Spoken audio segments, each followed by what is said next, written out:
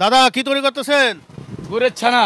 গুড়ের ছানা, একদম বিখ্যাত গুড়ের ছানা না? হ্যাঁ মানে প্যারা সন্দেশ যাকে বলা হয়। হ্যাঁ, প্যারা সন্দেশ। এখন আপনি যে এত অস্থির হয়ে গেছেন, মানে কি এটাকে ধরে যাওয়ার সম্ভাবনা আছে নাকি? হ্যাঁ, নিচে লেগে যেতে পারে। আচ্ছা আচ্ছা আচ্ছা আচ্ছা, কতক্ষণ লাগে এই প্যারা সন্দেশটা হইতে? এটা সন্দেশটা বানানোর পরে ঘন্টা 2 ঘন্টা লাগবে আচ্ছা কাটতে। আচ্ছা, এখানে তো মনে হয় যে অরিজিনাল হ্যাঁ। গুড় দিয়ে, তৈরি। খেজুরের গুড় দিয়ে হ্যাঁ, তৈরি খেজুর করতেছেন গুড়। না? হ্যাঁ ভালো গুড় তো দিচ্ছেন হ্যাঁ আপনারা দাদা, নাকি? ভালো করে দাদা। হ্যাঁ, বাজার থেকে যেটা পাচ্ছেন ওইটাই আপনারা দিচ্ছেন, হ্যাঁ। তাই না?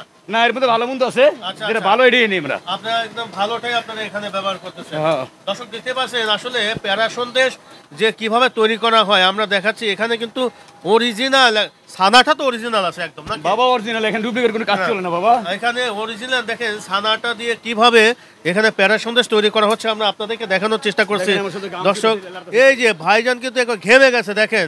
আসলে একটা জিনিস তৈরি করতে যে কি পরিমাণ পরিশ্রম করতে হয় আমরা দেখতেছি যে এখানে নিচের দিকে একটু ধরে যাচ্ছে, মানে ধরে গেলে তো এটা কেনা বেচা করা একটু ঝামেলা হয়ে যাবে, তাই না?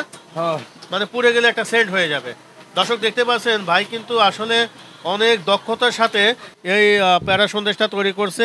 আর কতক্ষণ লাগবে দাদা জ্বালাতে আপনার? আরো 10-15 মিনিট। আরো 10-15 মিনিট এইভাবে করতে হবে? হ্যাঁ দাদা, এ- কাজ পরিশ্রম আছে, একটা জিনিস এত ভালো বই। পরিশ্রম। আসলে দেখতে পাচ্ছেন দর্শক, আপনারা যে এই প্যারা সন্দেশগুলো খান, আসলে একটা প্যারা সন্দেশ তৈরি করতে যে কি পরিমাণ পরিশ্রম করতে হয় আপনারা দেখতেই পাচ্ছেন যে এই লোকটা কি পরিমাণ পরিশ্রম করতেছে এই প্যারা সন্দেশটা তৈরি করার জন্য। এবং এখনও 15 মিনিটস এটা জ্বালাতে হবে, জ্বালানোর পরেই কিন্তু এই প্যারা সন্দেশটা তৈরি হবে।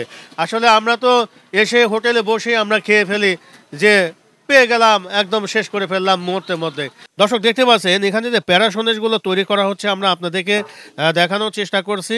এই যে ভাই কিন্তু দেখেন একদম অস্থির হয়ে যাচ্ছে আসলে একটা প্যারা সন্দেশ তৈরি করতে। এখানে একদম অরিজিনাল গরুর দুধই তো আপনারা এখানে ইউজ করতেছেন না? সকাল আমার প্রতিদিন দুধ আসে 7 মণ 8 মণ করে, মা গলা লই। প্রতিদিনই কি আপনার এরকম জ্বালাতেই হয় না? হ্যাঁ, প্রতিদিন। আসলে দেখেন কি পরিমাণ পরিশ্রম করতে হয়। যেখানে আমরা দেখানোর চেষ্টা করছি যে এই প্যারা সন্দেশটা কিন্তু এখানে প্রায় জ্বালানো হয়ে গেছে।